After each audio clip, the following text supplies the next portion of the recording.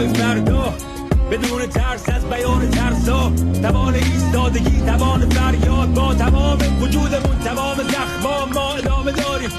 این یه عهده، یه تهدید، تصمیم، ترس خشونت، یه تسبیح، یه واقع است، یه تصمیم.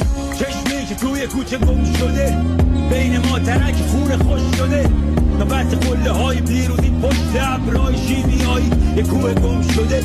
ما ادامه داریم برای آخرین بار، برای